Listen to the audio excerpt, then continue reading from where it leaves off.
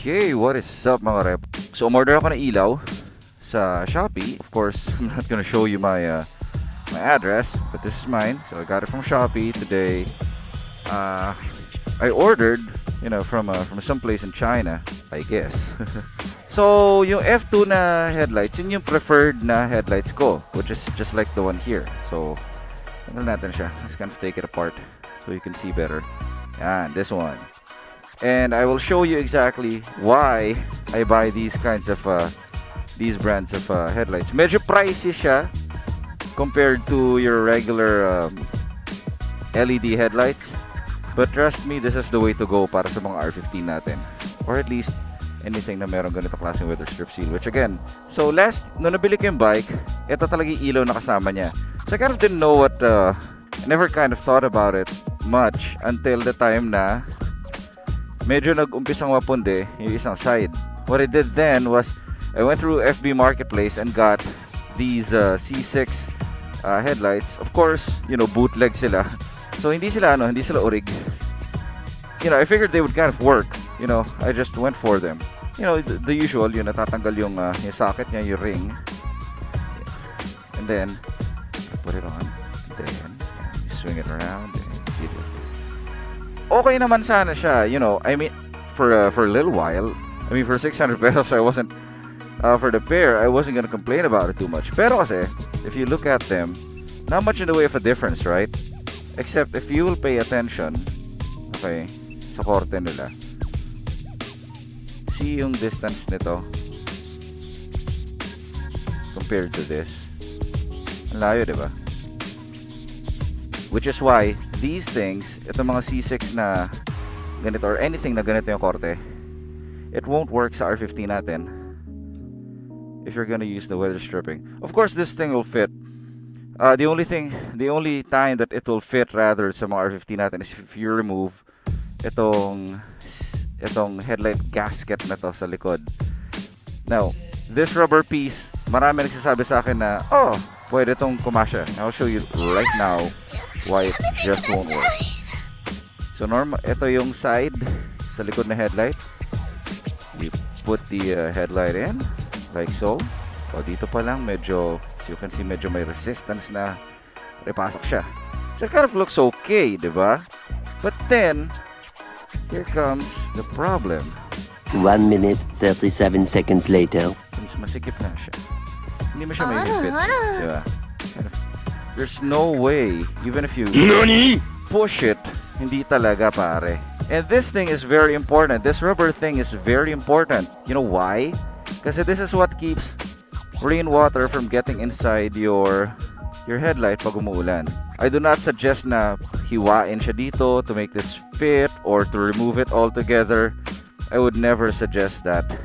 Kasi I went through the trouble. Kung matagal na kayo nanonood sa channel ko, I went through the trouble of removing yung tubig na pumasok sa headlight ko, and God, that wasn't a good job to do. These C6 headlights, they kind of don't work for me. I got rid of them. Titipid nga ako at the time. I got myself a replacement Cree F2, which, ito mga to.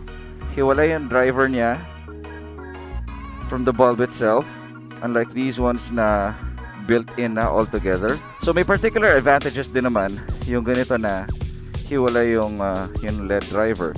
One is that the whole assembly doesn't heat up as much kapag hiwalay ito versus kapag built-in lahat dito. And for good reason. Why? Look at this.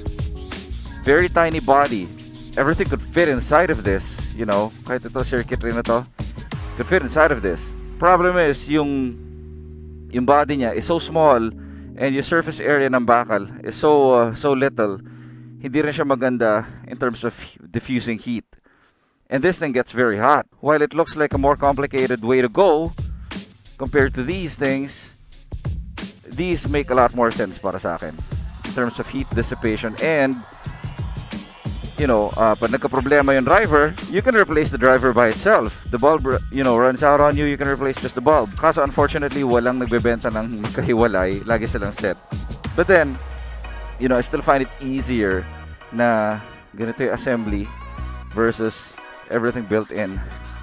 So what I did, I went through Shopee and bought myself a replacement set that would, you know, take the place ng ano ko, F2 ko. So we're gonna open it now. I'm gonna open it now and see what is it, and then install din natin siya. I'm not gonna do an install video, you know, you guys can figure it out. So I'm just gonna show you a picture of how my bike looks with white headlight bulbs, 6,000 Ks I think, versus all-weather 32 Ks. It's a different brand, Novsight, kasi yung originals ko, or at least the ones that came with the bike, Cree F2, which is a fairly popular brand as well. These ones are also popular. So you can see here, 36 watts, 3000 K, which means this is very warm compared to the 6,000 Ks or 8,000 pa nga yata that I've been using all along, all this time rather. Packaging looks okay.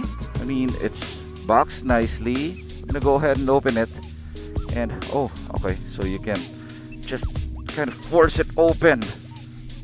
No, you can't. Oh yeah, there we go. There.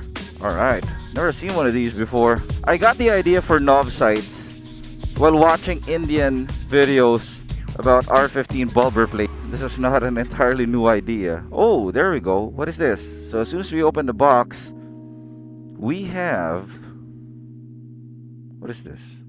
Gloves. Oh, so my hands won't get dirty when I work on my bike. Zip ties. Okay. Well, I got a bunch of these. Product manual in case you run into issues. So it's got pictures. Oh, instructions in Japanese, huh? You know, I can only ever really read yung katakana nito, but you know, I've really, oh, even in German. Okay, whatever. So we're gonna stick to English. Most of us struggle enough with that. Okay, so let's look at the bulbs. Okay, so they look exactly the same like my previous bulbs, so I don't think we're gonna have a problem with them. Oh, makadikit na sila. Thank you so much for going through the lengths. So let's make a quick comparison. Grab the old bulb here.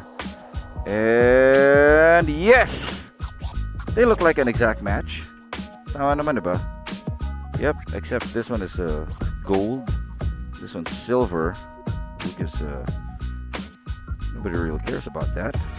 Okay, put that away. This terminal of course goes into the H4 socket, and then conveniently connected na yun niya, the drivers niya.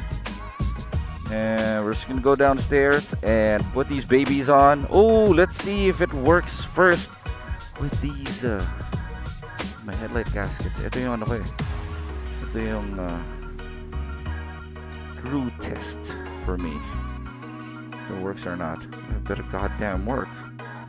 These are pretty pricey for what they are. Okay. Alright. Oh, alright. Nice. So it fits exactly the same like my like the old ones off of the bike. But yun lang, medyo ano siya? Nothing we can not make work. But yeah, it fits. So we're gonna go downstairs and kabit na natin to, and then let's get this over with. By the way, a lot of you might be asking in your minds, you know, bakit yellow? Okay. One is that, no, nakakasawa kasi yun eh. Everybody has these white, you know, these super white LED headlights. Nakakasawa yung ganun eh, bro. Plus, at nighttime, if you do a lot of driving at night, yellow or selective yellow, as rally enthusiasts would call it, would actually prefer it that way. We're gonna go downstairs. Oh, and yeah, you get to see a lot more in terms of shadow kasi there's less contrast there, so you get to see more of environment, although the apparent brightness is not that bright compared to, you know, of course, white light. So we're gonna go downstairs and you know, get my tools ready, get these put on, and then I'll post up a video of how the bike looks like.